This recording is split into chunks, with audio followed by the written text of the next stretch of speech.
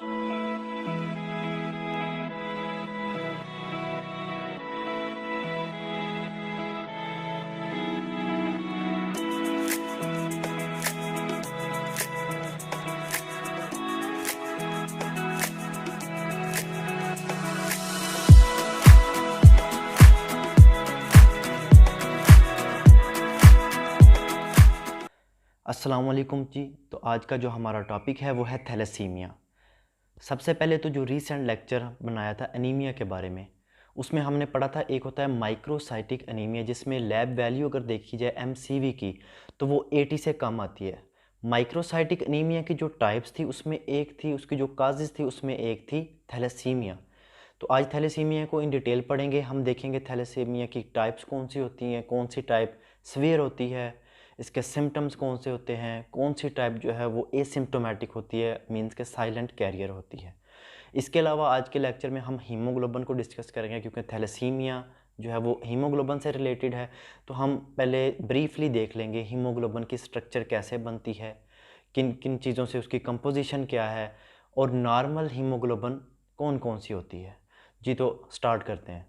जी तो सबसे पहले हम देखेंगे हीमोग्लोबिन की स्ट्रक्चर।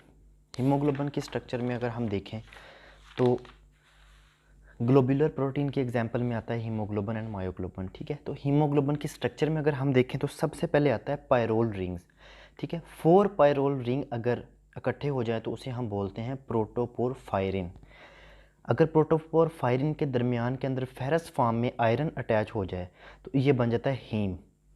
हीम के बाद अगर हम हीम के साथ ग्लोबिन चेन अटैच कर दें तो ये बन जाता है हीमोग्लोबिन मोनोमर। और अगर इसी तरह के हीमोग्लोबिन मोनोमर 4 अगर कलेक्टिवली जो हैं वो आपस में अटैच हो जाएं तो वो बन जाता है हीमोग्लोबिन टेट्रामर, जो कि एक्चुअल फॉर्म में हमारे जिस्म में मौजूद है। इसको अगर हम देखें, ये जैसे आप देख सकते हैं एक अडल्ट हीमोग्लोबिन की एग्जांपल है, उसमें 2 बीटा ग्लोबिन चेन और 2 अल्फ़ा ग्लोबिन चेन अटैच हैं। ठीक है, तो अडल्ट जो हीमोग्लोबिन है वो 2 अल्फ़ा और 2 बीटा होती है। ये इस तरह अटैच होती है, पहले हाइड्रोफोबिक इंट्रैक्शन से 2 चेन आपस में, एक अल्फ़ा और beta, alpha 1 beta 1 and alpha 2 and beta 2 attach होती है। उसके बाद ये आयनिक बॉन्ड के ज़रिए आपस में अटैच हो जाते हैं और ये अडल्ट हीमोग्लोबिन बन जाती है। तो हम चलते हैं आगे अपने टॉपिक की तरफ, थैलेसीमिया। थैलेसीमिया को अगर हम देखें तो आज जैसे आगे हम डिस्कस कर चुके हैं, listed in the causes of microcytic anaemia, जिसमें एमसीवी की वैल्यू 80 से कम आती है। इसकी डेफिनेशन क्या है? एबनॉर्मल फॉर्म और इनएडिक्वेट अमाउंट ऑफ हीमोग्लोबिन। हीमोग्लोबिन की एबनॉर्मल शेप या उसकी अमाउंट कम होने को थैलेसीमिया बोलते हैं। और ये इसकी रीज़न क्या होती है?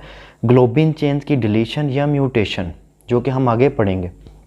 2 इसके टाइप्स हैं, alpha thalassaemia and beta thalassaemia. सबसे पहले हम नॉर्मल हीमोग्लोबिन फॉर्म्स देख लेते हैं।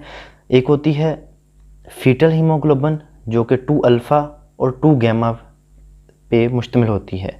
उसके अलावा हीमोग्लोबिन ए, जो कि अडल्ट फॉर्म है, अल्फ़ा 2 एंड बीटा 2। उसके अलावा नॉर्मल हीमोग्लोबिन जो है वो हीमोग्लोबिन A2 की फॉर्म में होती है, जिसमें 2 अल्फ़ा एंड 2 डेल्टा मौजूद होते हैं। अल्फ़ा थैलेसीमिया की अगर बात की जाए तो उसमें अल्फ़ा ग्लोबिन चेन डिलीशन आ जाती है। जैसे कि हमने आगे एक एग्जांपल देखी थी कि 2 अल्फ़ा और 2 बीटा मिलके एक अडल्ट हीमोग्लोबिन बनाती हैं।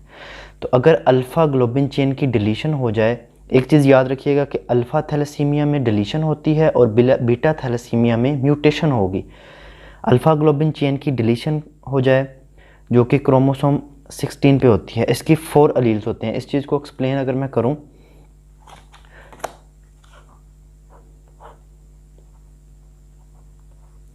ये क्रोमोसोम 16 है, ये भी क्रोमोसोम 16 है, लेकिन ये वो क्रोमोसोम है जो फादर की तरफ से आया और ये वो है जो मदर की तरफ से आया।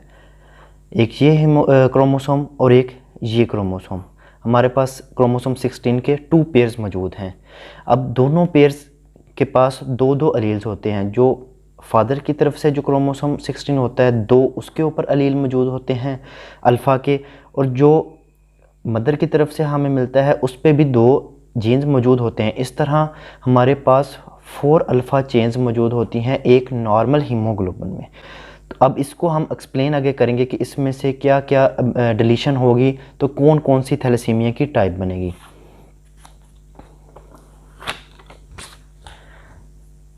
इसमें हम देख सकते हैं कि 4 अलील्स मौजूद होते हैं, जिसमें 2 अलील्स मेल की तरफ से, 2 अलील्स फीमेल की तरफ से आते हैं, मदर की तरफ से। फर्स्ट टाइप आती है अल्फ़ा थैलेसीमिया मिनिमा। पहले सिंपल ओवरव्यू आपको बताऊं, फर्स्ट टाइप में एक अलील जो है, जैसे हमने 4 देखे थे, फर्स्ट टाइप में एक अलील डिलीशन होगी, दूसरी में 2, तीसरी में 3 और चौथी में 4 के 4 अलील की डिलीशन हो जाएगी। फर्स्ट में अल्फ़ा थैलेसीमिया मिनिमा में ओनली 1 जीन डिलीशन, ठीक है, जैसे कि ये 4 उसमें से एक जीन की डिलीशन होगी है। एसिम्प्टोमेटिक होता है, साइलेंट कैरियर हो सकता है।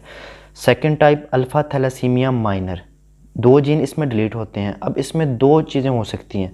एक चीज़ तो ये कि आगे हमने देखा था कि ये फादर की तरफ से, ये मदर की तरफ से।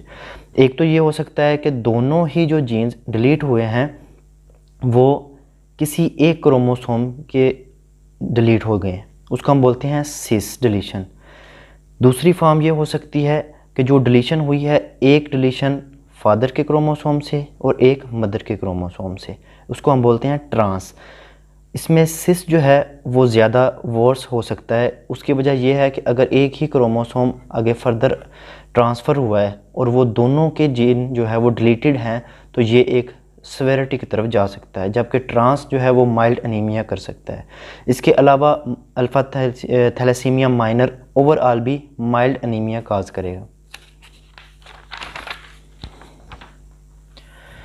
थर्ड वन अगर देखें, 3 जीन्स डिलीटेड। 3 जीन्स डिलीटेड में ये होता है कि कोई एक जीन सिर्फ बाकी रहता है, बाकी 3 जो डिलीटेड हो जाते हैं अलील्स या जीन्स।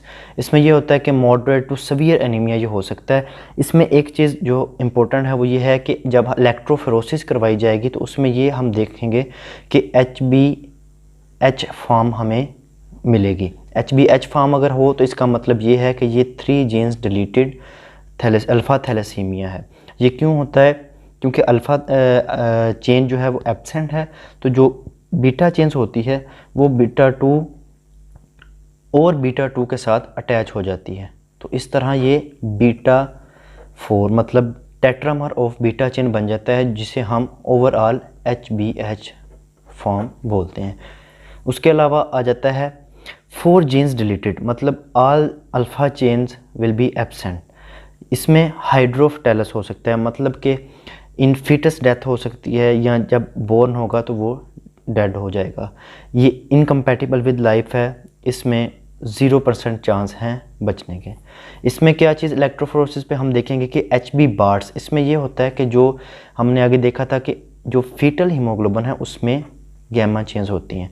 तो इसमें HB बार्स मीन्स कि क्योंकि अल्फ़ा चेन एब्सेंट है तो 2 गैमा चेन और के साथ अटैच होकर टेट्रामर बनेगी, and this is called HB Bart's. That was alpha thalassaemia. So now beta thalassaemia, beta chain mutation इसमें होती है। दूसरी चीज़ ये क्रोमोसोम 11 पे म्यूटेशन होगी। उसके अलावा अल्फ़ा थैलेसीमिया में 4 अलील्स थे, इसमें 2 अलील्स होंगे। इसकी टाइप्स पे आ जाएं तो beta thalassaemia minor and major 2 types हैं। माइनर में एक जो बीटा चेन है वो म्यूटेशन उसमें होगी, जबकि दूसरी जो है वो अपनी ओरिजिनल फॉर्म में होगी। यूजली एसिम्प्टोमेटिक होता है क्योंकि दूसरा जो जीन है वो काम अपना कर रहा होता है। इसको डायग्नोज में अगर हम देखें तो इलेक्ट्रोफोरेसिस जब की जाएगी तो उसमें जो HbA2 है वो नॉर्मल 2.5 तक होती है, तो वो हम देखेंगे कि यूजली 3.5 या 5 इतनी परसेंटेज में हमें मिलेगी। तो इसका मतलब ये बीटा थैलेसीमिया माइनर है। उसके अलावा अगर हम देखें बीटा थैलेसीमिया मेजर में, तो इसमें दोनों अलील्स जो हैं उसमें म्यूटेशन होगी और ये एक सीवियर एनीमिया काज करेगा।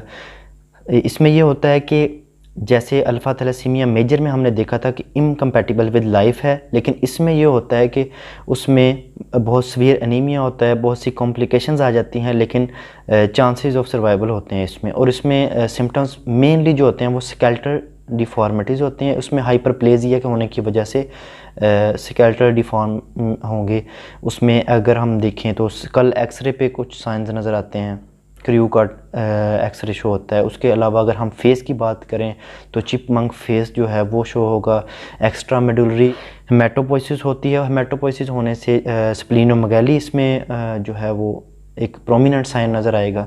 उसके अलावा अगर हम डायग्नोज की बात करें तो इलेक्ट्रोफ्लोरेसिस पे haemoglobin F and haemoglobin A2 both जो है वो हमें रेज्ड अमाउंट में शो होंगे। हीमोग्लोबिन एफ जो है वो प्रोटेक्टिव है इसमें। वो कैसे कि हीमोग्लोबिन एफ इसमें नॉर्मल फॉर्म में है, क्योंकि हीमोग्लोबिन एफ में अल्फ़ा चेन प्रेजेंट होती है, बीटा चेन इसमें नहीं प्रेजेंट होती। तो अगर हम HbF ये देखें तो इसमें alpha chain and gamma chain होती है। क्योंकि ये बीटा थैलेसीमिया है तो बीटा थैलेसीमिया में ये है कि हीमोग्लोबिन एफ में बीटा थैलेसीमिया नहीं होता। तो जब बच्चा पैदा होता है तो उसमें फीटल हीमोग्लोबिन होती है जो कि ऑलमोस्ट 6 मंथ्स तक बाकी रहती है।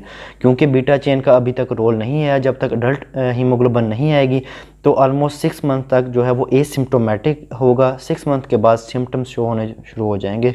तो ये एक प्रोमिनेंट साइन है, एक डायग्नोस्टिक पॉइंट है कि अगर ऐसा हो तो इसका मतलब है कि ये बीटा थैलेसीमिया मेजर हो सकता है।